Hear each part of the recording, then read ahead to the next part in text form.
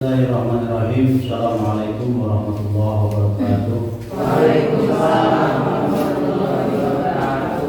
Alhamdulillahirabbil alamin wa bihi nasta'in ala umuri dunya waddin. Shalatu wassalamu ala asyrofil anbiya'i wal mursalin sayyidina Muhammadin wa ala alihi wa sahbihi ajma'in. Rabbi shrah li sadri wa yassir li amri wa hlul 'uqdatam min lisani yafqahu qawli. La haula wala quwwata illa billahil aliyyil azim. Amma ba'du. Pertama-tama marilah kita panjatkan puji beserta syukur kehadirat Allah Subhanahu wa taala. Alhamdulillah pada kesempatan siang hari ini kita bisa berkumpul, bisa bertatap muka dalam kegiatan diseminasi modul 1.4 yang membawa judul budaya positif. Ini merupakan salah satu tugas CGP Angkatan 7 yang dilaksanakan oleh saudara kita Pak Denny Mulyadi. Mudah-mudahan kegiatan ini berjalan dengan lancar. Amin. Tidak lupa sholawat dan salam kita limpahkan pada baginda tercinta Nabi tertinggi hambatan mulia yakni Habibana wa Nabiyana Muhammad sallallahu alaihi wasallam, pada keluarganya, pada sahabatnya, para pengikutnya sampai pada kita semua. Amin ya rabbal alamin. Di pada kesempatan ini saya sebagai moderator atau pembawa acara dalam kegiatan siang ini akan menyampaikan beberapa acara yang akan disampaikan pada siang hari ini. Yang pertama pembukaan, yang kedua menyanyikan Indonesia Raya, ketiga sambutan, keempat doa, dan yang kelima acara inti. Untuk memperhemat waktu, mari kita buka acara ini dengan pembacaan basmalah bersama-sama. Bismillahirrahmanirrahim. Untuk selanjutnya yaitu menyanyikan lagu Indonesia Raya yang akan dibikin oleh saudari Ibu Cucu Juwaria, dan kepada semua hadirin di mohon berdiri.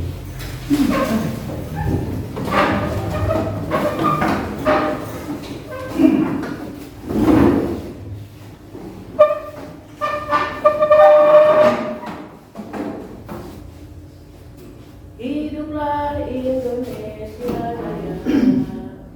Indonesia tanah airku, tanah tumpah darahku.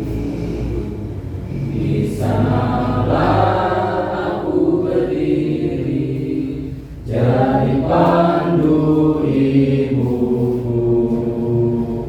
Indonesia kebangsaanku, bangsa dan tanah airku. Marilah kita berseru, Indonesia bersatu. Hiduplah tanahku, hiduplah negeriku, bangsaku, rakyatku semuanya.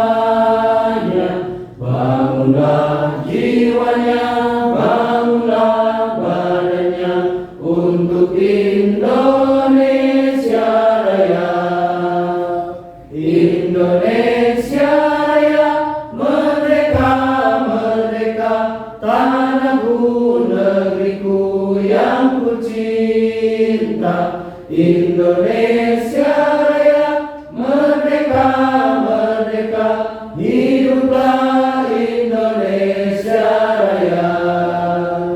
Indonesia Raya, merdeka, merdeka, tanahku, negeriku yang ku cinta. Indonesia Raya, merdeka, merdeka, hiduplah Indonesia Raya. Dipersilakan untuk duduk.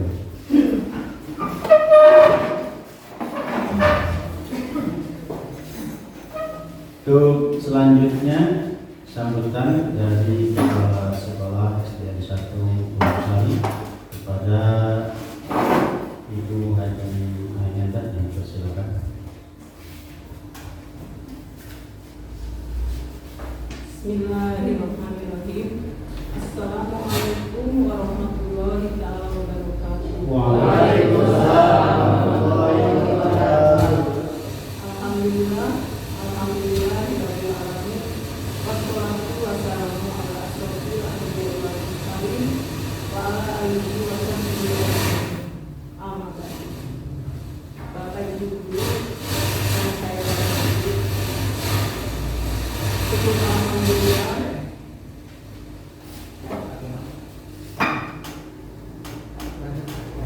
syukur alhamdulillah kita semua pada hari ini telah diberikan nikmat iman, nikmat Islam, juga nikmat sehat. Alhamdulillah kita semua pada hari ini bisa beraktivitas, semua melaksanakan tugas ke sekolah. Salawat serta salam kita curahkan kepada junjungan kita Nabi besar Muhammad Sallallahu alaihi wasallam, kepada keluarganya, kepada sahabatnya, mudah-mudahan termasuk kita yang dalamnya. Amin ya Allah ya Rabbal alamin.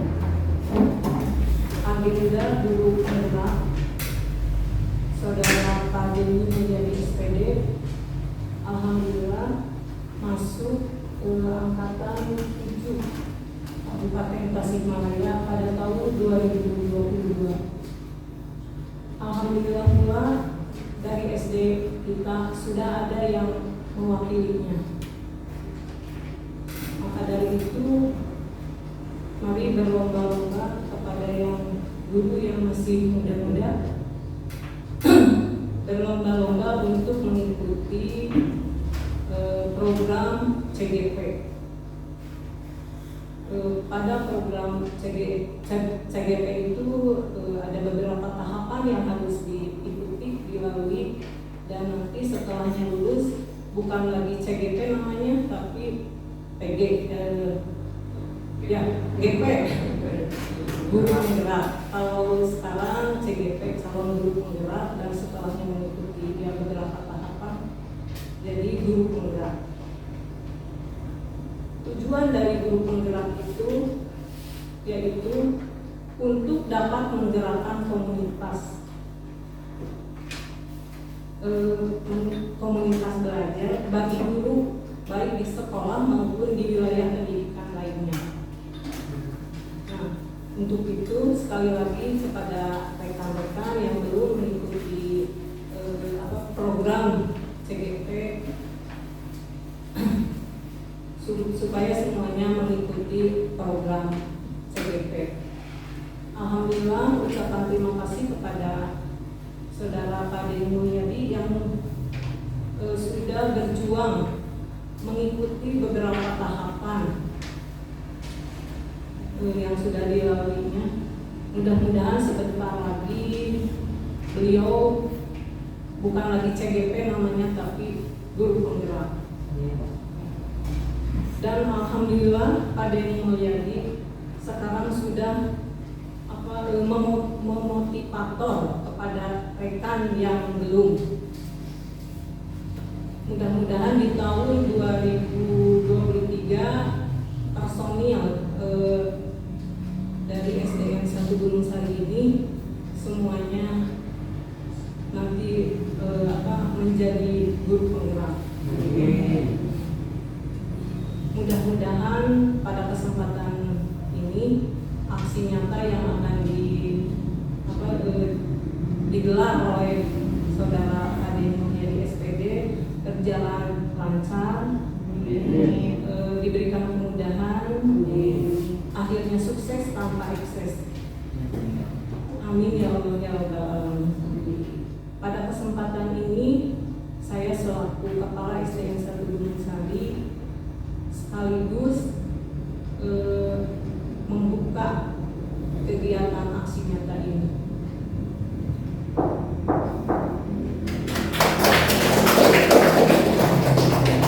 Rupanya sambutan dari saya selaku Kepala SDN 1 Gunung Sari dicukupkan sekian.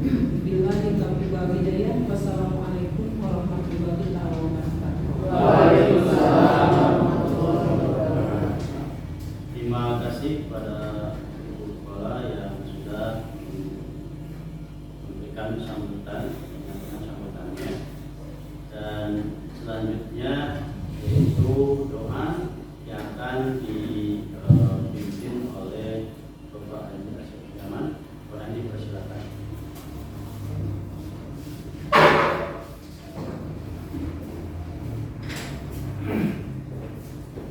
Assalamualaikum warahmatullahi wabarakatuh. Waalaikumsalam warahmatullahi wabarakatuh. Untuk itu sekarang marilah kita berdoa, mudah-mudahan acara yang digelar sekarang ini kaitan dengan CGP angkatan yang disampaikan dengan judul budaya positif oleh saudara di diantaranya termasuk dimensi modul ke 1.4 diseminasi modul 1.4. Untuk itu mari kita bersama berdoa mudah-mudahan kegiatan ini sukses, lancar, tanpa ekses, dan juga mudah-mudahan Pak Denny bisa melaksanakannya dengan baik dan mencapai cita-cita yang diharapkannya sebagai guru penggerak. Mudah-mudahan di sekolah kita ini menjadi sekolah yang lebih maju. Itu mari kita berdoa. Bismillahirrahmanirrahim. Alhamdulillahirrahmanirrahim. Hamdan syukurin ya Rabbana lakal hamdu wa lakal syukru kama yanbaghi li jalali wajhika karim ma'ali sultani.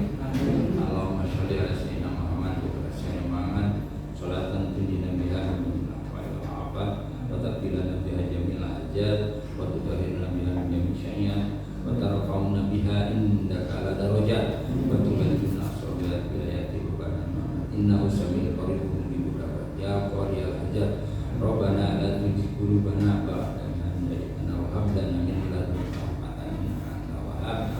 Rabbana ighfir lana sabaqana bil iman wa la taj'alna fi qulubina ghillan lil ladzina amanu rabbana innaka ghafurur rahim. Allahumma rabbi yassir wa la tu'sir. Allahumma rabbi yassir wa la tu'sir. Lima maulana wa nasir wa la haula wa la quwwata illa billah. Rabbana atina fid dunya hasanah wa fil akhirati hasanah wa qina adzabannar. Subhanaka rabbika rabbil izzati amma yasifun wa salamun alal mursalin walhamdulillah. Nas'aluka al-aflah.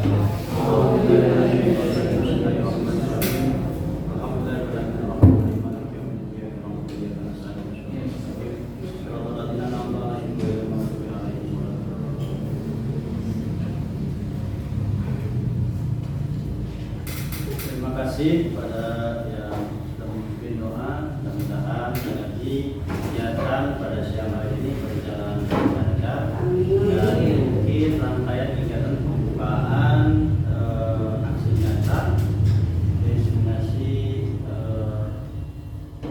modul 1.4 yang akan memaparkan tentang budaya positif.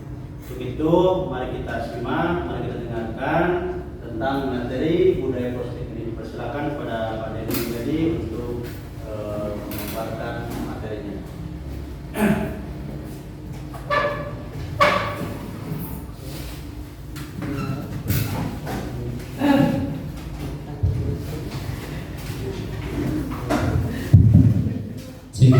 Cik sound.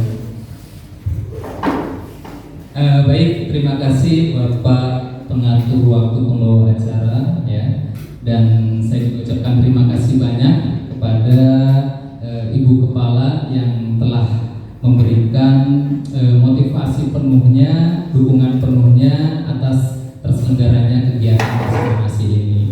Dan saya juga ucapkan terima kasih banyak kepada rekan-rekan yang telah meluangkan waktunya ya Bapak Ibu di tengah-tengah kesibukan Bapak Ibu untuk hadir pada acara diseminasi ini. Mudah-mudahan acara ini bisa menjadi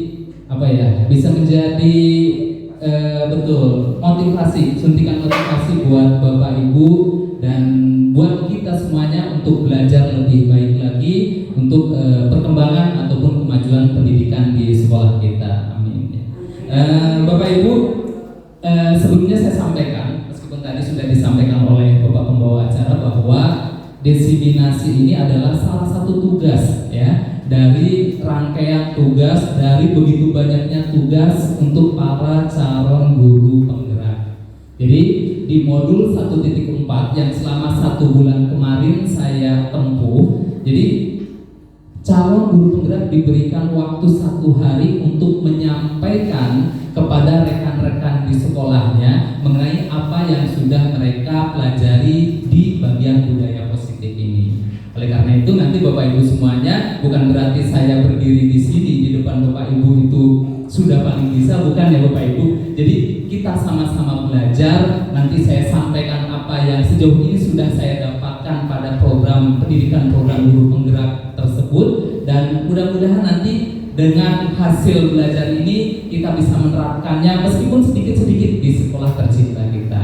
Baik, Bapak Ibu, supaya apa ya namanya, kita lebih semangat karena ini memang saya lihat sudah menunjukkan waktu 11:30 ya Bapak Ibu. Jadi lesu-lesunya. Jadi saya ingin ajak Bapak Ibu dulu untuk ya happy dulu, konsentrasi dulu. Saya punya satu permainan konsentrasi. Jadi nanti Bapak Ibu tinggal menjawab apa yang saya tanyakan. Simple lah Bu. Saya juga sering memberikan materi ataupun pertanyaan ini ke anak-anak. Ya, saya yakin Bapak Ibu pasti bisa. Jadi pertanyaannya gini Bapak Ibu.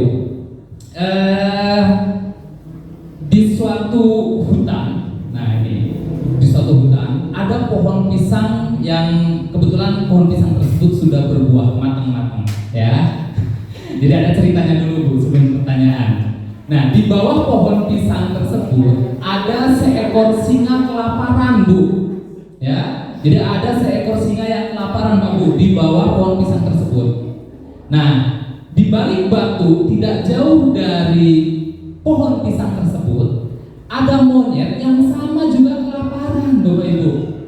Jadi monyet tersebut, aduh ini gimana nih mau ambil pisang tersebut, di bawahnya ada apa tadi Bapak Ibu? Singa.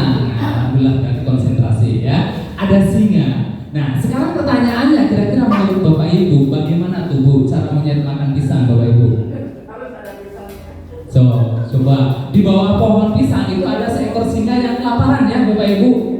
Coba gimana kira-kira Bapak Ibu? Buka kulitnya, Ya. Oke. Betul. Nah berarti konsentrasi luar biasa Bapak Ibu perhatiin ya. Coba Bapak Ibu, kalau Bapak Ibu amati yang saya tanyakan itu apa Bapak Ibu? Cara. Betul. Bagaimana cara monyet makan pisang? Saya tidak bertanya bagaimana cara monyet ngambil pisang kan Bapak Ibu, ya? Kalau saya bertanya bagaimana cara monyet ngambil pisang, abis buying ya Bapak Ibu dari nama ayah singa. Tapi karena ini, karena saya bertanya bagaimana cara monyet makan pisang, betul. Tinggal dibuka kulitnya, pas langsung ya gitu. Luar biasa. Tepuk tangan untuk kita semuanya Bapak Ibu ya. Ya, itu intermezzo Bapak Ibu. Intermezzo supaya Bapak Ibu lebih apa ya? Lebih rileks lagi karena saya tadi lihat di awal-awal semuanya. Wah, ini serius. Ya, jadi saya pengen kita sersan saja Bapak Ibu. Kita santai saja ya. Baik, Bapak Ibu saya ulangi. Jadi pada kesempatan kali ini saya akan menyampaikan apa yang saya peroleh selama 1 bulan kemarin ketika saya mempelajari tentang budaya positif. Sepintas oleh Bapak Ibu terlintas apa sih budaya positif itu Bapak Ibu? Coba, barangkali Bapak Ibu budaya positif, oh berarti budaya positif itu seperti ini. Coba, kira-kira apa Bapak Ibu budaya positif itu? Kebiasaan yang bersifat baik. Betul, ya. Yang namanya budaya itu kan kebiasaan yang terus-menerus ya Bapak Ibu. Terus-menerus itu bisa dikatakan sebuah budaya. Tapi kalau kebiasaan ya berlakunya hanya 1 minggu, 2 minggu, itu bukan budaya. Nah, jadi budaya positif ini adalah kebiasaan yang kontinu, betul, terus-menerus. Nah, ini yang kita pelajari Bapak Ibu. Jadi budaya positif di lingkungan sekolah yaitu nilai atau kebiasaan yang tadi saya katakan terus-menerus dan ini berpihak pada murid. Jadi memang di sini yang kita garis bawahi kebiasaan tersebut harus berpihak kepada murid. Kemudian ketika sudah berpihak pada murid nanti menjadikan murid tersebut menjadi pribadi yang kritis, penuh tanggung jawab sesuai dengan tuntunan yang nanti kita laksanakan bersama-sama yakni profil pelajar Pancasila. Dan alhamdulillah di sini saya lihat kita sudah menerapkan alhamdulillah beberapa budaya positif yang mudah-mudahan setelah mempelajari ini semuanya budaya positif di lingkungan sekolah kita ini jadi lebih berkembang lagi. Tidak tidak hanya 1-2 budaya positif, tapi muncul budaya-budaya positif yang lain, ya. Oke, Bapak Ibu semuanya, kita lihat konsep utama apa sih, atau apa sih yang bisa kita lakukan supaya di lingkungan sekolah kita itu terjadi nih budaya positif ini, ya. Jadi di sini ada 7 konsep utama. Yang pertama, kita harus sadar bahwa ada paradigma atau perubahan mengenai konsep belajar. Kemudian sebagai guru kita harus mau menerapkan disiplin positif.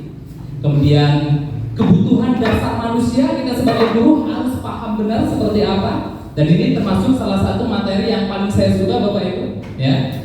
Kemudian motivasi perilaku manusia, kemudian posisi kontrol guru, keyakinan kelas, dan segitiga restitusi. Ini adalah 7 konsep yang apabila kita lakukan maka akan terbentuklah tadi budaya positif. Oke. Kemudian Bapak Ibu semuanya, ada pertanyaan pemantik yang insya Allah nanti kita akan bisa menjawab secara bagusnya, secara idealnya pertanyaan ini, ya. Meskipun sekarang juga saya yakin Bapak Ibu bisa menjawab. Contoh, hukuman dapat mendisiplinkan anak. Bapak Ibu setuju atau tidak dengan pernyataan ini? Setuju. Oke. Kemudian pemberian hukuman dengan hal positif seperti membaca, membersihkan halaman itu dapat meningkatkan disiplin anak. Setuju? Oke. Kemudian memberi penghargaan ini dapat meningkatkan motivasi belajar anak. Oke. Nanti Bapak Ibu, apa yang kita sampaikan sekarang, apa yang barusan Bapak Ibu jawab, itu akan terjawab dengan jelas setelah kita mempelajari 7 konsep nanti, ya. Cuma ini sebagai pertanyaan pemantik yang insya Allah ini membuat Bapak Ibu juga penasaran nih dengan apa yang nanti akan saya sampaikan.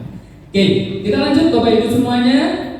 Ini adalah permainan yang calon guru penggerak berikan, ya, kepada setiap audien ketika ingin memulai desiminasi modul budaya positif ini. Coba kita semuanya mempraktekkan, kita berandai-andai dulu Bapak Ibu, ya.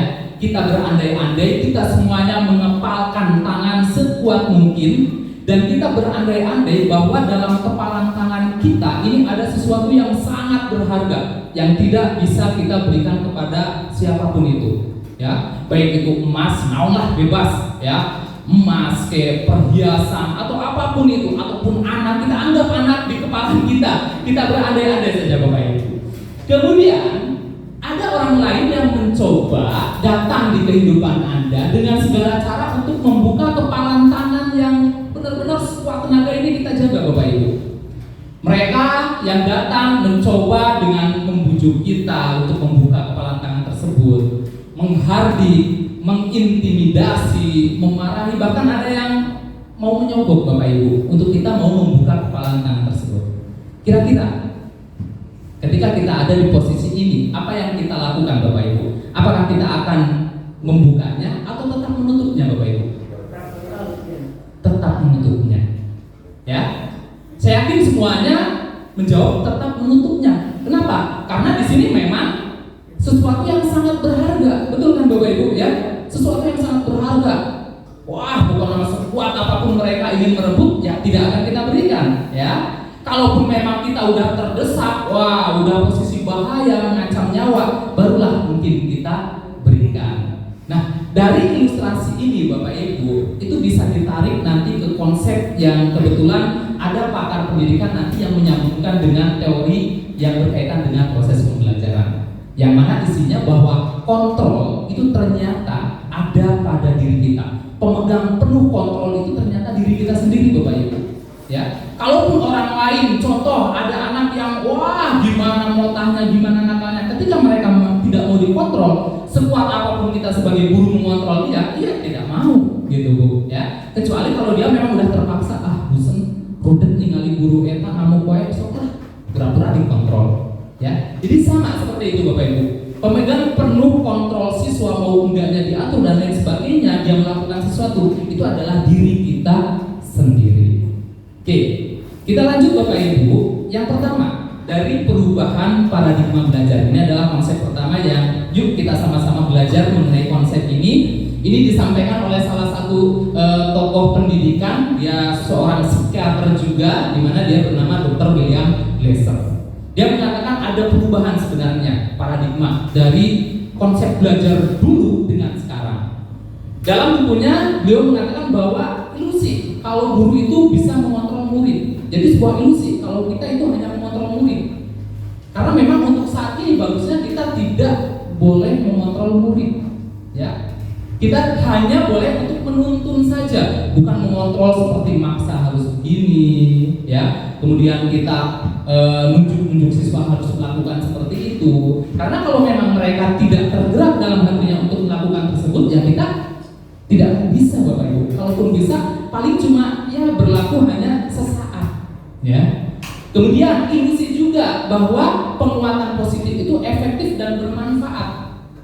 Karena banyak contoh penguatan positif itu yang ternyata hanya mendatangkan motivasi eksternal. Ketika kita tidak memberi penguatan, itu ya mereka tidak mau melakukan hal tersebut. Ya, itu bedanya. Makanya ini nanti nyambung dengan ada motivasi intrinsik namanya. Motivasi yang hadir dalam diri anak yang tanpa penguatan pun mereka akan mau melakukan karena mereka sudah sadar, oh ini yang harus saya lakukan, ya. Kemudian ada ilusi bahwa kritik membuat orang merasa bersalah, ya. Kemudian ilusi bahwa orang dewasa juga memiliki hak untuk memaksa. Oke. Kemudian Bapak Ibu semuanya yang kedua mengenai disiplin positif. Nah, ketika kita membahas disiplin Bapak Ibu, Bapak Ibu, apa sih makna kata disiplin ini? Taat, patuh aturan, betul, ya. Taat, patuh aturan, betul. Itu memang disiplin Bapak Ibu. Nah, kita lihat dari awal katanya. Nah, ini sebenarnya disiplin ini berasal dari bahasa Latin yang artinya belajar, Bapak Ibu. Itu yang pertama, ya. Nah, kemudian yang kedua, dalam budaya kita ada pergeseran makna nih Bapak Ibu, ya. Jadi disiplin ini telah diartikan oleh seseorang itu untuk mendapatkan kepatuhan. Kecenderungan umum adalah menghubungkan kata disiplin dengan ketidaknyamanan. Jadi pada intinya ketika kita disuruh disiplin, orang-orang itu merasa tidak nyaman, ya. Padahal dari awalnya disiplin itu udah disepakati belajar, tapi pada pelaksanaannya ada pergeseran makna. Jadi di sini ada seperti kecenderungan yang kalau disiplin kamu merasa tidak nyaman. Kamu bakal bakal merasa tidak nyaman. Kemudian kamu di sini tidak dihargai atau seperti terpaksa melakukan sesuatu yang mulia, ya. Nah, kita lihat Bapak Ibu semuanya. Di sini definisinya disiplin itu adalah kemampuan memerintah diri sendiri, mengontrol, menguasai diri. Nah, artinya memang disiplin ini bisa dikatakan disiplin kalau dia memang sudah mau untuk memerintah diri sendirinya, ya. Artinya ketika dia melakukan tersebut, ya hadirnya dari dalam diri dia sendiri, bukan atas paksaan orang lain. Ketika kita membuat sebuah aturan, harus seperti ini, harus seperti ini. Kalau tidak, nanti ada hukumannya seperti ini. Nah, ketika anak melakukan hal tersebut, itu bukan dikatakan disiplin. Kenapa? Karena dia dikontrol oleh orang lain. Dia melakukan itu bukan atas kehendak dia sendiri, ya. Tapi di sini disiplin itu adalah kemampuan memerintah diri sendiri dalam mengontrol, menguasai diri untuk memilih tindakan yang mengacu pada nilai-nilai yang kita hargai. Nah, kalau nilai-nilai yang kita hargai itu adalah nilai kebajikan. Contoh seperti sopan santun, itu nilai kebajikan Bapak Ibu.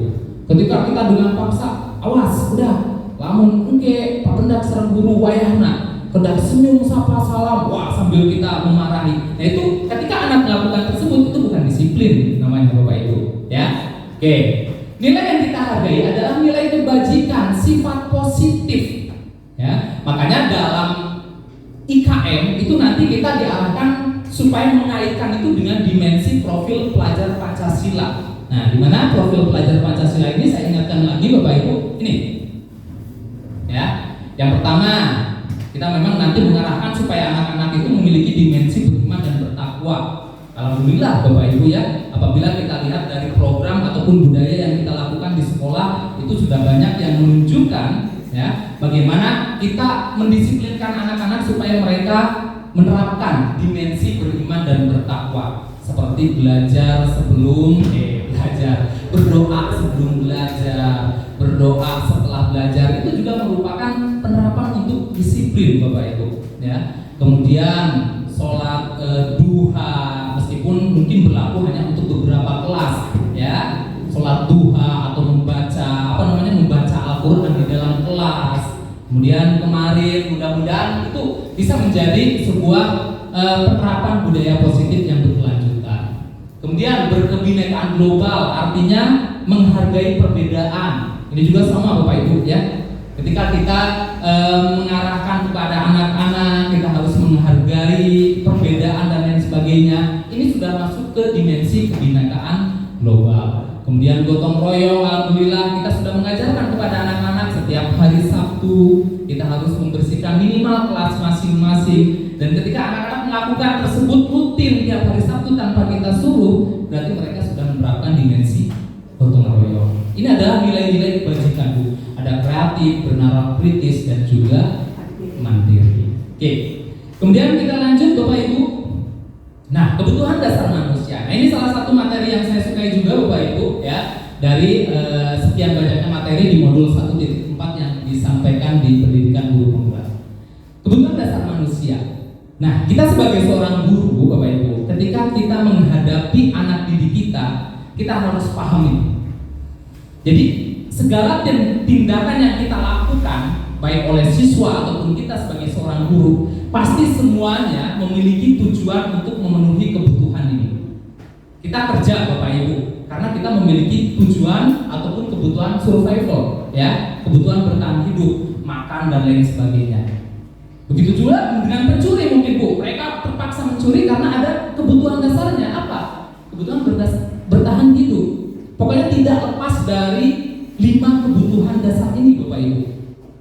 Ya, anak-anak mereka melakukan sesuatu yang melanggar aturan. Nah, kita belajar ini supaya kita tahu dan kita nanti bisa mendiagnosa nih supaya tepat apa yang akan kita berikan kepada anak, solusi apa yang kita tawarkan kepada anak. Ini, ya, contoh Bapak Ibu, saya punya kasus. Nah, kebetulan ini saya mengarangnya ya Bapak Ibu supaya kita bisa lebih kena. Ya, jadi kebetulan ada anak yang bernama Yayat, ini paling terkenal, paling nakal di SDN 1 Gunung Sarinya ya Bapak Ibu. Ini sengaja saya mencari ilustrasi yang sekiranya kena dengan lingkungan sekolah kita ya. Contohnya Ibu Yayu guru kelas 6 di SDN 1 Gunung Sari. Ya, kemudian Ibu Yayu itu sedang bingung menghadapi salah satu murid di kelas yang bernama Yayat. Beberapa anak telah datang dan mengeluhkan Yayat yang seringkali meminta bekal makan siang mereka dengan paksa. Ayo, malakan bekalnya Bapak Ibu. Nah, jika Anda menghadapi seperti kasus Bu Yayu, apa yang akan Anda lakukan? Menurut Anda, kira-kira apa alasan Yayat melakukan hal tersebut? Kurang jajan. Kurang jajan. Betul. Nah, Bapak Ibu, betul. Jadi kita nyambung dengan materi yang tadi ini Bapak Ibu ya. Jadi 5 kebutuhan dasar ini memang harus kita diagnosa Bapak Ibu. Yang namanya dokter juga sama. Ketika diagnosanya tepat, itu insya Allah ya anak juga akan tertangani. Contoh kita sakit perut, kurang kalau di pasien bodrek, itu kan ternyambung ya Bapak Ibu. Anak juga sama. Ketika 5 kebutuhan dasar ini terpenuhi atau kita lihat, kita diagnosa, oh ini masalahnya, jadi kita lebih enak memberikan solusi juga. Nah, kaitannya dengan kasus ini, kita lihat Bapak Ibu, ada beberapa kemungkinan yang memang bisa terjadi. Contoh, ketika anak mengalami masalah untuk pemenuhan kebutuhan hidup atau survival, ya, Yayat lapar dan orang tuanya tidak membawakan bekal makan siang. Ya, jadi ketika kita melakukan pendekatan yang baik kepada anak tersebut, Bapak Ibu, ya, bisa jadi dia melakukan hal tersebut ya karena ini, Bapak Ibu. Betul. Ketika kita melakukan pendekatan, tetap intinya ke komunikasi kita. Ketika kita melakukan pendekatan yang baik, kita melakukan komunikasi, kita cari informasi yang tepat. Apa sih permasalahan anak ini? oh contoh dari kasus ini setelah kita diagnosa teliti, ternyata Yayat itu ingin memenuhi kebutuhan dia bertahan hidup, survivalnya, karena orang tuanya nggak ngasih bekal, batur banget, jajan tehnya di pasien 2.000, 3.000, imah diantep Yayat teh, makanya dia melakukan hal ini. Nah, disinilah mungkin kita bisa berdiskusi dengan rekan-rekan yang lain. Apa nih kendala? Kalau kendala seperti ini, apa nih solusinya yang tepat untuk Yayat? Seperti itu, Bapak Ibu. Ya. Kemudian bisa jadi dia kekurangan nih kebutuhan kasih sayangnya. Ya, di sini dia pengen dapat perhatian, Bapak Ibu. Dari Buya itu. Bisa dari Buya, bisa jadi dari teman-temannya. Ya, bisa jadi. Nah, ketika kita sudah tahu, oh ini ternyata masalah yang lain, ya, kita nanti bisa diskusi, Bapak Ibu. Oh, ini kalau seperti ini, gimana nih nanti kita menyikapinya, ya? Apakah memang anak ini harus dapat perhatian lebih dari kita, ataupun apa, ya? Ini Bapak Ibu. Ya. Kemudian bisa jadi juga dia ingin memenuhi kebutuhan dia untuk kekuasaan, kekuatan dia, power, ya. Yang namanya kebutuhan power itu dia ingin merasa dia hebat karena teman-temannya itu takut dan menuruti keinginannya. Kebutuhan kekuasaan itu dimiliki oleh setiap manusia, Bapak Ibu. Ya, dia ingin merasa, Pak Abi dah yang disebut Jagger, Pak. Pokoknya nama semua anak yang saya berkata A, dia mengikuti apa kata saya. Gitu, ya. Nah, kita nanti bisa diskusi juga, Bapak Ibu. Oh, ternyata ini nih kendala dia itu, ya. Kemudian bisa juga dia pengen kebebasan, Bapak Ibu. Kebutuhan kebebasan. Setiap manusia memiliki kebutuhan ini. Contoh saya nggak betah nih kalau tiap hari pakai baju abu. Kenapa? Karena saya memiliki kebutuhan kebebasan. Saya pengen berubah. Oh, hari Rabu mah yang gini, hari Kamis mah yang gini, ya. Anak juga mungkin pada kasus ini Yayat itu pengen kebutuhannya ini, kebebasan. Dia bosen tiap hari di bekal teh orek tempe teras contohnya, ya Bapak Ibu. Dia pengen sesuatu yang beda, makanya dia lihat dari teman-temannya. Oh, teman-temannya ada yang bawa buah, dia ambil dari teman-temannya. Oh, teman-temannya ada yang bawa ini, dia ambil. Panas saja ya. Betul, Bu. Bisa jadi juga ada kebutuhan dasar ini, Bu, kebahagiaan. Kita memiliki kebutuhan dasar ini, Bu. Anak juga sama. Bisa jadi dengan kasus tadi, ketika kita diagnosa secara detail, secara betul, oh ternyata dia ingin memenuhi kebutuhan kebahagiaannya. Karena Yayat ketika melihat ekspresi wajahnya nangis, teman-teman Yayatnya seumur nanti kesel, Yayat masih surya ada resep tinggal waktu gehel kayaknya teh. Bisa jadi, Bu, ya. Nah, ini adalah 5 kebutuhan yang memang ketika kita pengen menerapkan budaya positif, disiplin positif, yuk kita belajar bareng-bareng bagaimana kita bisa mendiagnosa kebutuhan dasar ini, Bapak Ibu, kepada putra-putri kita. Sehingga tentunya ketika kita sudah paham 5 kebutuhan dasar ini, kita bisa sharing apa sih solusi yang tepat untuk anak-anak didik kita. Seperti itu. Oke. Kemudian Bapak Ibu semuanya, semua perilaku memiliki tujuan. Nah, ini yang tadi saya sampaikan, ya. Jadi memang Bapak Ibu bahwa motivasi itu dibagi menjadi 2. Ada motivasi eksternal dan ada motivasi internal. Tadi berkaitan dengan setiap perilaku memiliki tujuan. Nah, yang menggerakkan kita melakukan sesuatu itu adalah motivasi, Bu. Ya, cuma bedanya motivasi itu ada eksternal, ada internal. Kalau eksternal mah kadang cuma seperti ini, Bu. Tuh. Untuk menghindari ketidaknyamanan atau hukuman. Apa yang akan terjadi apabila saya tidak melakukannya? Contoh, Pak Latif dengan budaya yang sekarang dilakukan, lakukan ngaji setengah jam sebelum masuk kelas, ya. Dan Pak Latif membuat sebuah peraturan kesepakatan disiplin yang tidak mengikuti nanti akan mendapatkan ini. Nah, ketika anak melakukan hal tersebut, oh berarti dia memiliki motivasi eksternal, baru eksternal. Beda dengan ketika abi mah hoyong ngiringan pamit ke ngiringan abi tiasa hafalan surat-surat dia tiasa bermanfaat, mungkin jangka panjangnya untuk orang tua dan lain sebagainya. Nah, itu motivasi Tapi kalau eksternal, nah ini resikonya memang ya hanya mungkin bertahan beberapa minggu, beberapa bulan, ya, atau mungkin ya udah 6 bulan, 1 semester udah tidak lanjut lagi. Nah, seperti ini Bapak Ibu, ya. Kalau motivasi internal, ini contoh untuk menghargai diri sendiri. Saya akan menjadi orang seperti apa ya apabila saya melakukannya, ataupun apabila saya tidak melakukannya. Jadi sadar anak tersebut, oh ini bagus nih, ya, program pengajian ini bagus nih, karena kalau saya melakukannya ini lumayan, saya dalam 1 bulan hafal 1 surat, lumayan, 3 bulan atau 1 tahun udah 12 surat. Nah, seperti itu kan Bu, ya, itu motivasi internal. Dan tugas kita memang bareng-bareng, bukan pekerjaan yang mudah bagaimana kita membangkitkan atau mengembangkan motivasi internal ini. Oke. Kemudian hukuman dan konsekuensi. Nah, ini kaitannya dengan motivasi internal dan eksternal ini. Yang namanya hukuman, konsekuensi itu pasti kaitannya dengan yang namanya tadi motivasi internal dan motivasi eksternal. Nah, cuma di sini Bapak Ibu, ya, kita akan membedakan apa sih bedanya antara hukuman dengan konsekuensi. Karena memang pada modul ini disampaikan hukuman itu adalah identitas gagal kita apabila kita ingin mendisiplinkan anak-anak, ya. Kita lihat Bapak Ibu. Nah ini contoh hukuman, perbedaan hukuman, ya. Kemudian disiplin di sini dibedakan dari konsekuensi dan restitusi.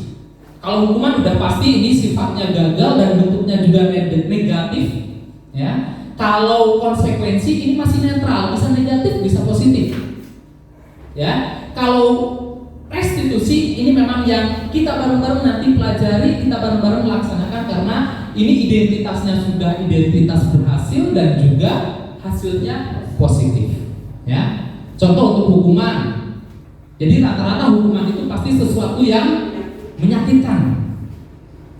Anak disuruh melakukan sesuatu yang menyakitkan bagi dia, ya.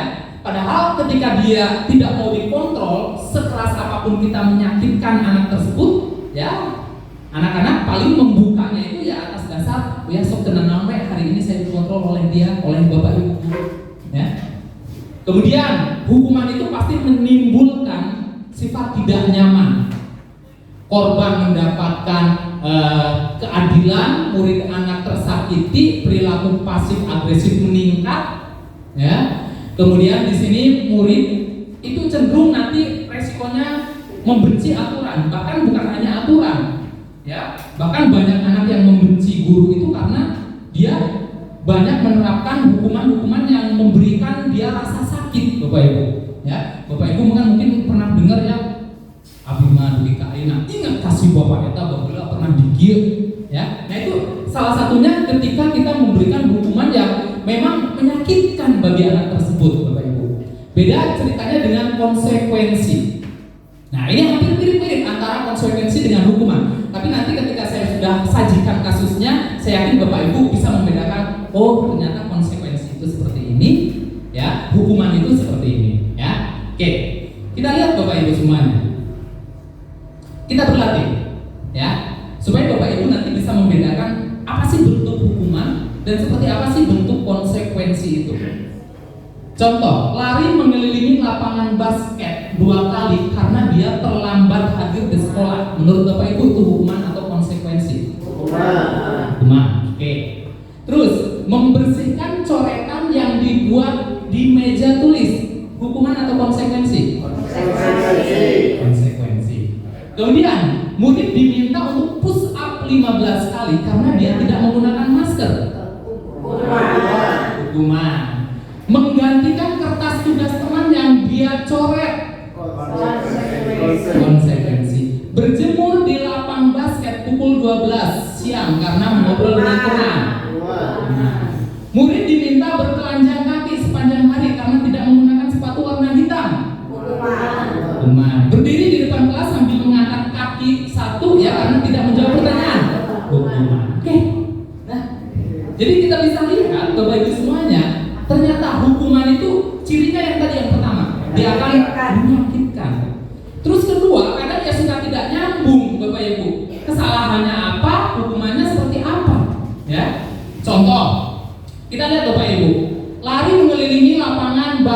2 kali karena terlambat hadir. Nah, ketika dia terlambat hadir, harusnya Bapak Ibu ya, ini mah hemat saya, harusnya ketika dia terlambat hadir, otomatis kan ada rentang waktu yang memang dia tidak tidak ikuti kan Bapak Ibu. Seharusnya ketika kita ingin mendisiplinkan anak atau memberikan solusi buat permasalahan anak, oke, khusus anak tersebut ya kita beri jam ketika anak-anak yang lain istirahat, dia mah enggak, wayahna karena kamu betul ketinggalan. Ya, kalau kita lihat antara kesalahan dia, permasalahan dia terlambat dengan lari mengelilingi lapangan itu kan nggak nyambung, udah tidak nyambung terus menyakitkan lagi Bapak Ibu. Ya, oke. Kemudian membersihkan coretan yang dibuatnya di meja tulis. Dia nyoret-nyoret. Contoh di dia Pak Rizky, dia nyoret-nyoret. Terus anak-anak disuruh untuk membersihkan sendiri. Itu konsekuensi Bu atau hukuman? Konsekuensi. Itu levelnya udah baik ketimbang kita memberikan hukuman wayahna, lamun nyoret-nyoretan kamu hormat di depan bendera selama 1 jam. Ya, karena sifat dari hukuman itu akan menumbuhkan kebencian Ibu. Kebencian yang sedikit tertanam dalam diri anak. Ketika kita lakukan secara terus-menerus, yakin suatu saat Miriam tuh si payat mah berupang, budet mah saya mah baheula contohna. Tubuh Aisyah mah contohna, budet malaslah papangi dia. Akhirnya sampai manatenya pada salim atau nawan. Nah itu biasanya efek dari hukuman, beda dengan konsekuensi. Karena anak tidak merasa tersakiti, tapi anak tetap dipaksa untuk ini saya tidak boleh melakukan seperti ini ke depannya, ya. Kemudian ada lagi murid diminta untuk push up 15 kali karena tidak menggunakan masker. Bukan Bu, ya. Hubungannya dia tidak menggunakan masker disuruh push up. Push up menyakitkan lagi Bapak Ibu, ya. Nah, apabila dikaitkan ini sudah tidak. Nah, ini contoh-contoh dari bagaimana perbedaan antara hukum.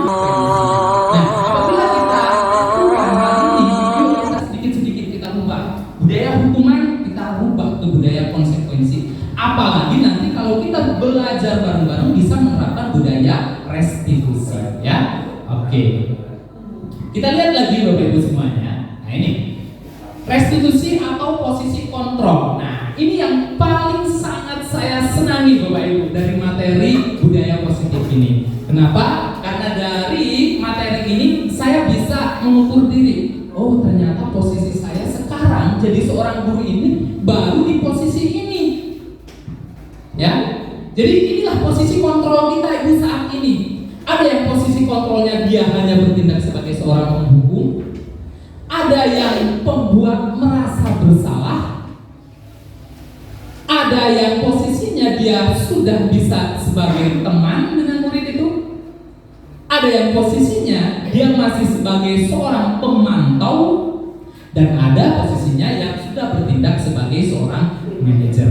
Ya, saya kadang asa kesentilnya Bapak Ibu. Oh iya, posisi saya benar saat ini masih ada di posisi ini. Ya, dengan posisi-posisi ini nanti mudah-mudahan nih Bapak Ibu kita bisa naik level. Kalau sekarang kita taruhlah masih ada di posisi penghukum, mudah-mudahan nanti kita bisa menjadi posisi teman. Mudah-mudahan, apalagi kalau bisa sebagai seorang manajer, wah luar biasa. Insya Allah ya, ketika kita semua di sini sudah bisa berposisi sebagai manajer, luar biasa budaya positif di lingkungan sekolah kita Bapak Ibu. Ya, oke. Saya punya ilustrasi Bapak Ibu. Oke. Nah, Bapak Ibu, ini saya punya contoh kasus ya. Nah, ini sambil kita berintrospeksi apakah saya masuk ke kategori posisi kontrol ini ya. Ini contoh kasus apabila kita masih ada di posisi sebagai seorang penghukum.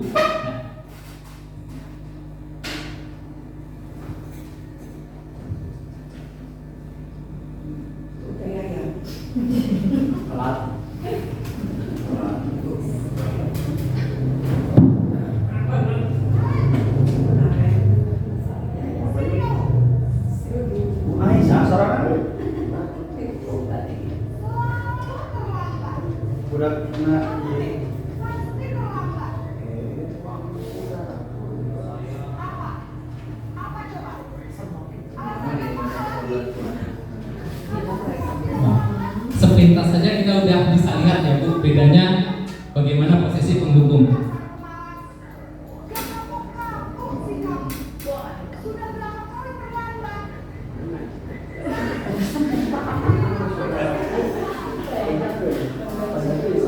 Saya juga jujur Bu, kadang masih ada di posisi ini.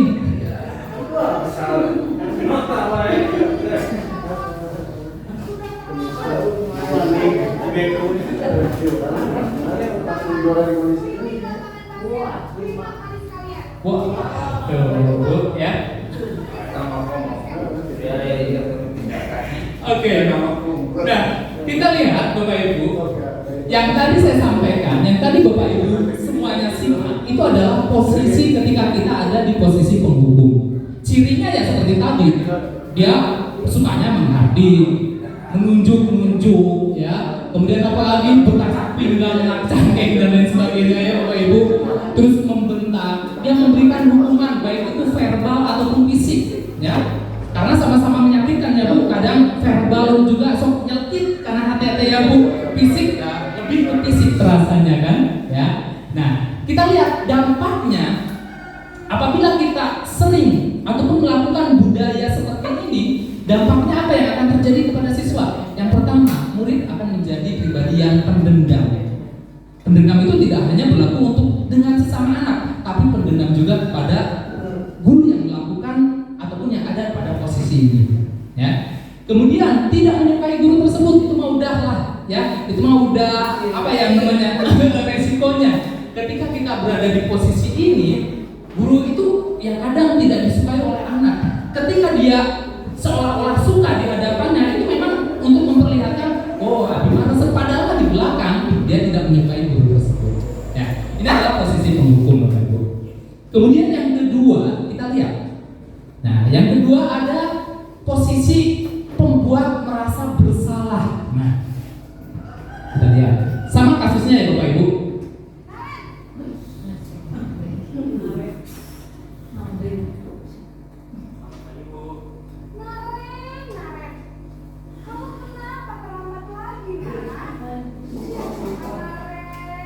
Ini agak lebih intonasinya atau temponya agak lebih lemah daripada tadi ya Bapak Ibu. Kita lihat bahasanya, ini lebih banyak membuat anak itu merasa bersalah dulu. Betul, kasihan ya si ibu ini.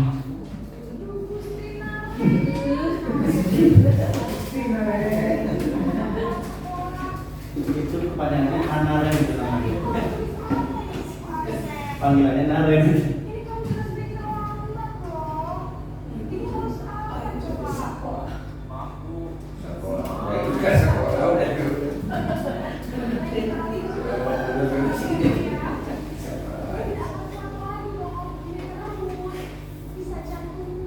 Wah, bukan sejantungan. Iya, ya. Betul. Oke, kita lihat Bapak Ibu semuanya. Untuk pembuat merasa bersalah ini, biasanya ciri-cirinya cenderung suaranya itu ya agak agak lebih lembut lah ketimbang tadi sebagai penghukum, ya. Agak lebih tenang juga. Kata-katanya menyalahkan murid. Ya, terus menyatakan hal-hal yang merasa kesalahan itu ada pada murid, membuat guru menderita. Jadi rata-rata pembuat merasa bersalah ini, apa yang murid lakukan itu pasti akan membuat guru menderita, Bapak Ibu. Ya, nah ini dampaknya anak merasa dia itu merasa paling bersalah karena guru tersebut menderita. Kemudian anak menjadi rendah diri karena dia merasa, oh saya sudah melakukan hal seperti ini, ya. Jadi dia menarik diri dari lingkungannya, Bapak Ibu, ya. Untuk ekspresinya saya sengaja pilih yang menyedihkan, ya. Oke, kemudian posisi sebagai teman. Nah, ini Bapak Ibu.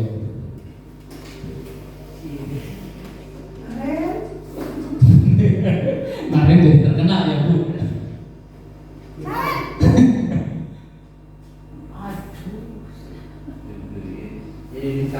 Betul. Nah, ini lebih apa ya? Hubungan psikologisnya lebih dekat, ketimbang dua posisi tadi. Asasnya yang geraknya. Betul. Kamu malah menyalahkan ibu kamu. Kamu bukannya anak-anaknya masih kencang. Kok terlambat sih? Iya bu, saya memang terlambat bangun tadi. Jadi biarpun saya lari kencang, tetap gak kecil kejar bu. Ya sudah sana. Nanti lain kali larinya lebih kencang lagi ya. Biar gak terlambat lagi. Oke, terus. Salah bu. Ya sudah sana ke sekolah. Ibu beresin urusan absen kamu. Kamu ini ada-ada saja. Oke. Nah, posisi teman seperti itu Bapak Ibu, ya. Kita lihat apa sih ciri-cirinya? Suaranya ramah, ya.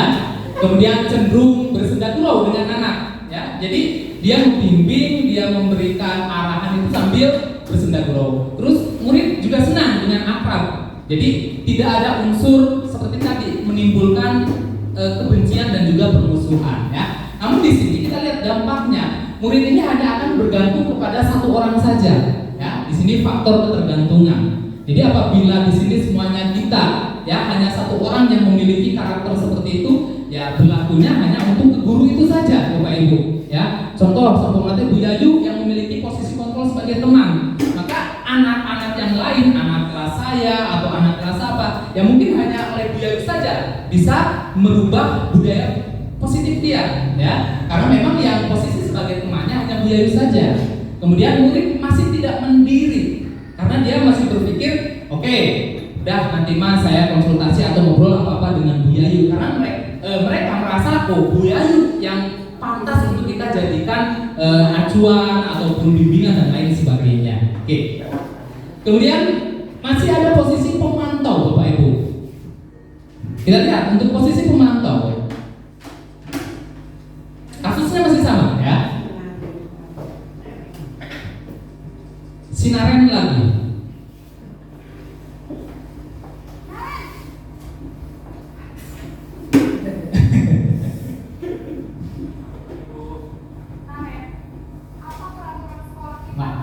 Ini saklek Bu. Kalau pemantau itu ya udah acuannya aturan aja, ya. Sekolah jam 7 bu. Iya betul. Sekarang sudah jam 7. Kalian sudah tahu konsekuensinya jika terlambat hadir. Oke. Paham bu, saya harus tinggal kelas pas jam Oke. istirahat. Konsekuensinya bukan hukumannya, ya. Ya benar, konsekuensinya demikian. Jadi nanti jam 9.30 pas istirahat, kamu harus tinggal di kelas dan mengerjakan sabar untuk ketinggalan kamu, ya. Baik bu. Oke. Nah, jadi pemantau itu seperti itu Bapak Ibu, ya. Jadi suara datar, meskipun dia tidak emosional, ya, tidak bersenda gurau, tapi guru tersebut lebih selalu mengarahkan pada peraturan. Pasti dia mengikuti. Cing, non kesepakatan kita kemarin. Kadang saya juga masih seperti itu Bu, ya. Bukan berarti saya di sini, oh saya udah berada di posisi paling tinggi manajer. Kadang penghukumnya sering posisi saya Bu, ya. Posisi sebagai pemantaunya sering. Nah, tapi mudah-mudahan dengan adanya ini kita semuanya nanti bareng-bareng belajar Bapak Ibu, ya. Kita lihat murid akan menghitung konsekuensi ya, dan tidak sepenuhnya mandiri. Beda dengan yang ini, yang mudah-mudahan kita semuanya bisa sedikit-sedikit belajar untuk beralih ke posisi ini Bapak Ibu, ya. Posisi manajer kita lihat.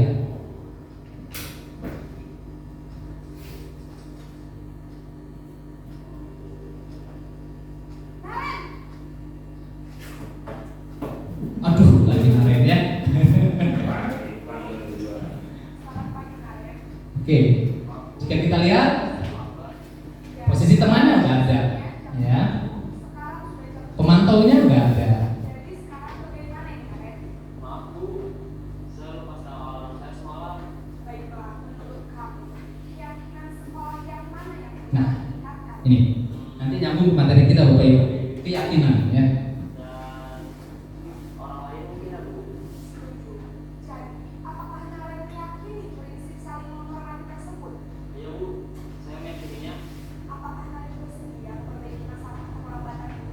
Bersedia bu. Bagaimana kamu akan memperbaiki masalah keterlambatan ini? Saya akan coba untuk tidak lupa menyetel alarm saya bu. Baik,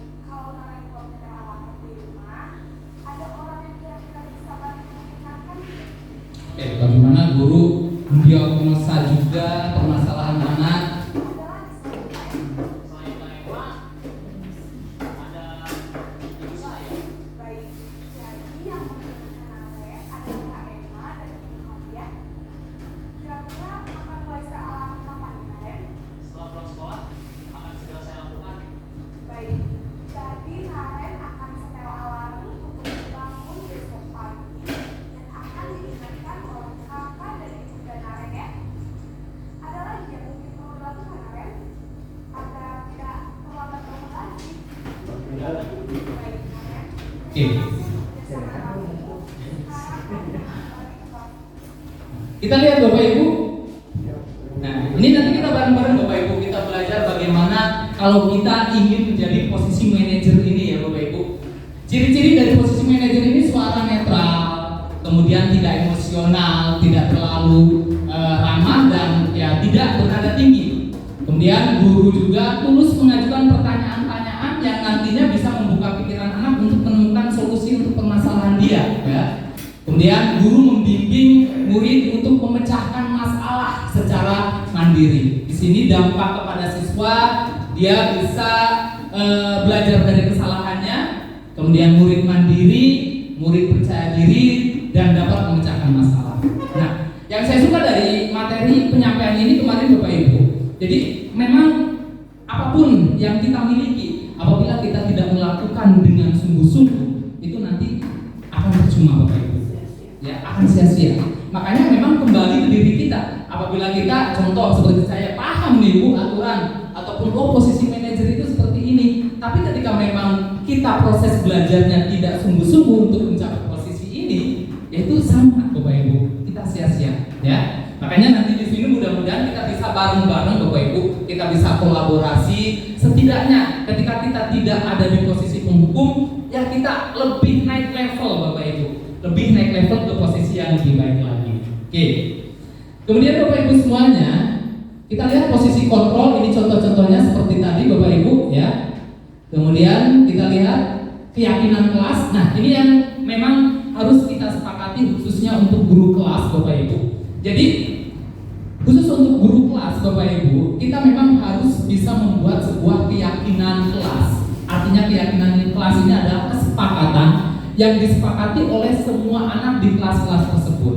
Ya, kita lihat keyakinan kelas adalah nilai-nilai kebajikan. Jadi bedanya dengan peraturan. Kalau peraturan itu kadang kita yang membuat Bapak Ibu. Ya, kadang kita yang membuat. Tapi kalau keyakinan kelas, kita yang bagaimana memancing supaya anak mau membuat sebuah kesepakatan Bapak Ibu. Contoh seperti yang kemarin saya lakukan di kelas saya. Memang permasalahan yang saya hadapi ketika kita membuat keyakinan kelas. Kadang ketika kita menjelaskan, kita itu harus bisa mengarahkan anak-anak permasalahan di kelas kita itu ini nih.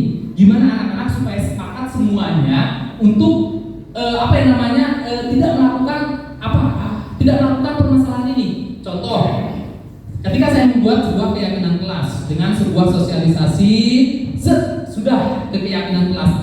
Kebanyakan anak-anak hanya membuat keyakinan kelasnya itu seputar kebersihan kelas saja Bapak Ibu. Karena mereka tahu ini dan memang harus disepakati ya. Jadi mau tidak mau kita buatnya yang ya di kelas aktif saja. Terus kebersihan kelas kalau bisa kelas bersih ditata sebaik mungkin dengan gambar-gambar, tidak memakai sepatu dan lain sebagainya. Tapi lebih ke personal seperti mereka harus hormat dan lain sebagainya. Itu belum terpikirkan oleh mereka Bapak Ibu. Nah, di sini nanti kita harus bisa menggali anak-anak supaya mereka bisa mengeluarkan keyakinan kelas seperti yang kita inginkan Bapak Ibu. Pasti kita menginginkan anak-anak itu harus sopan ke guru. Nah, bagaimana kita mencoba mengarahkan anak-anak supaya mereka nanti ketika mereka memilih itu ya mereka memilih ini Bapak Ibu ya, keyakinan kelas tersebut. Nah, ini contoh Bapak Ibu ya.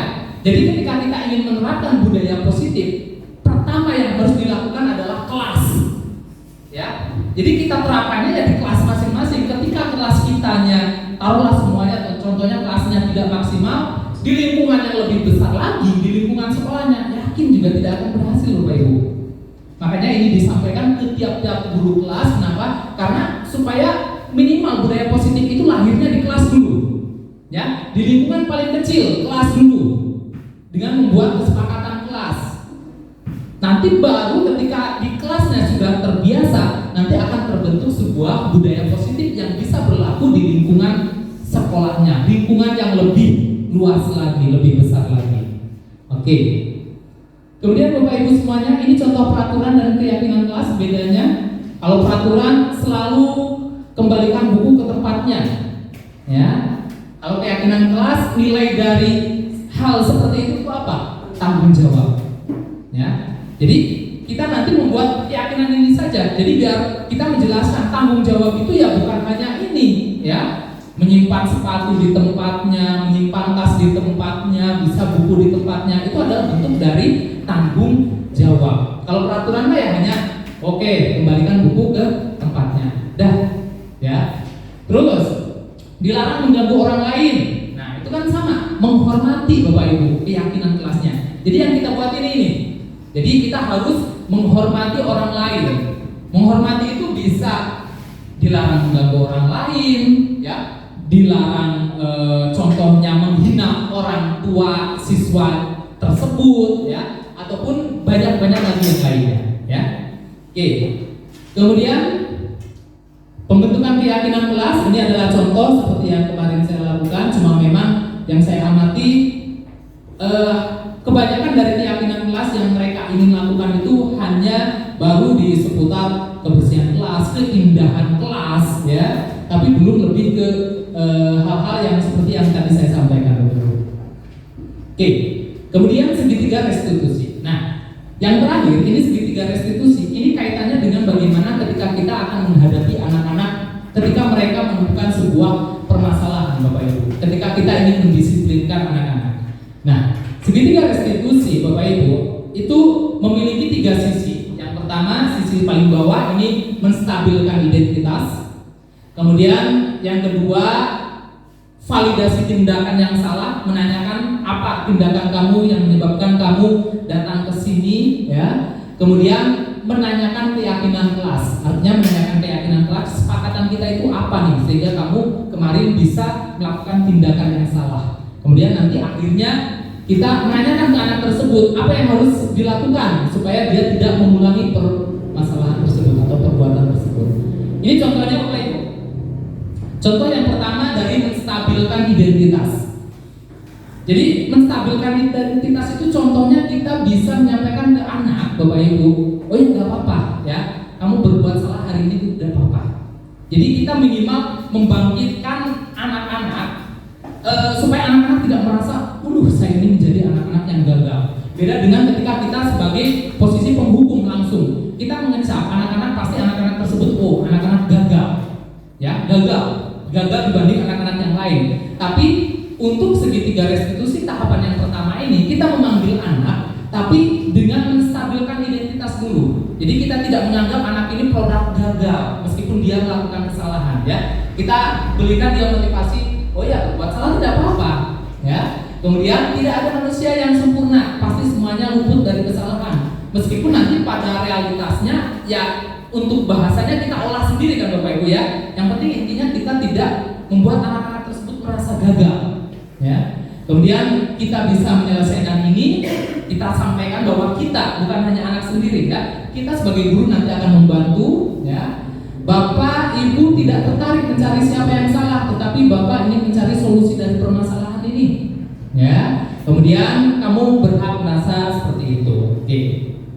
Kemudian contoh untuk validasi tindakan yang salah. Nah, ini kita menanyakan, ya, kita memvalidasi apa sih penyebab anak melakukan kesalahan tersebut. Contoh, kamu pasti punya alasan mengapa kamu melakukan hal itu, ya. Kemudian kamu patut bangga pada dirimu sendiri karena kamu telah melindungi sesuatu yang penting buatmu. Ini adalah motivasinya meskipun dia melakukan suatu kesalahan, ya. Setidaknya dari validasi ini kita mengetahui masalah anak melakukan ini itu apa. Terus ketika kita mengetahui, kita juga memberikan motivasi kepada dia. Jangan sampai kamu merasa jatuh ataupun apa karena permasalahan yang sudah dia lakukan. Baru yang ketiga, nah ini menanyakan keyakinan kelas.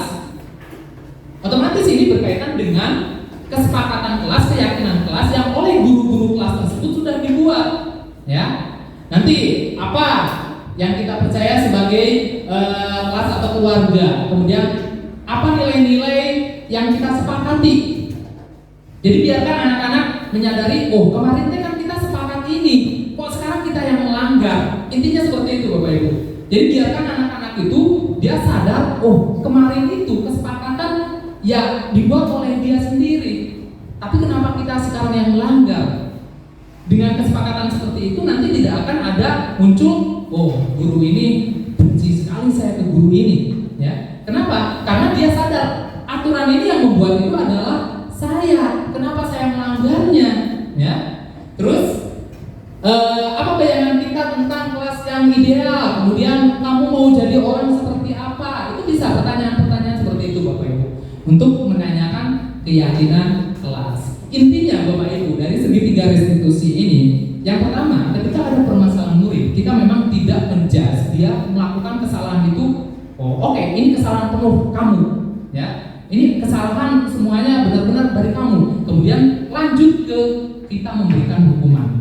Tapi segitiga restitusi ini mengajak kita, yuk ketika ada permasalahan anak, kita pertama kita lakukan apa dulu tadi Bu? Yang pertama kita lakukan pemanggilan dulu kepada anak, ya. Kemudian kita validasi dulu tindakannya, penyebabnya apa dan lain sebagainya. Kemudian kita menyampaikan kepada anak apa yang kita sepakati berdasarkan keyakinan kelas yang sudah kita buat, sehingga nantinya terhindar anak tersebut dari apa? Yang pertama tadi sifat pendendam, kemudian yang kedua juga akan menumbuhkan rasa mandiri siswa, tidak ketergantungan kepada guru tersebut ataupun orang lain. Nah, itu mungkin Bapak Ibu semuanya yang bisa saya sampaikan, ya. Mudah-mudahan Bapak Ibu semuanya dengan apa yang sudah saya sampaikan barusan ini kita belajar sedikit demi sedikit bagaimana kita menerapkan segitiga restitusi, kemudian kita beralih posisi kontrol kita sebagai seorang guru, kemudian kita belajar membuat keyakinan kelas yang disepakati oleh siswa dan lain sebagainya. Oke, baik. Lanjut Bapak Ibu semuanya, ini terakhir dari saya. Terima kasih ya Bapak Ibu semuanya atas kesempatan dan waktunya hari ini. Mudah-mudahan ini menjadi ilmu yang bermanfaat untuk kita semuanya, dan mudah-mudahan ini untuk calon-calon guru penggerak juga yang mungkin pada saat ini sedang mengikuti tahap seleksi ketika nanti tidak pasti tugasnya sama seperti ini. Mudah-mudahan ini menjadi gambaran untuk tugas-tugas berikutnya, sehingga nanti calon-calon guru penggerak yang lain juga akan lebih membuka ide ataupun membuka pemahaman lebih lanjut lagi terhadap materi apa yang sudah saya sampaikan. Baik, sekali lagi terima kasih Bapak Ibu semuanya atas waktunya. Mudah-mudahan acara ini bermanfaat untuk kita semuanya, khususnya untuk perkembangan pendidikan di sekolah kita, ya. Sekali lagi terima kasih. Wassalamualaikum warahmatullahi wabarakatuh.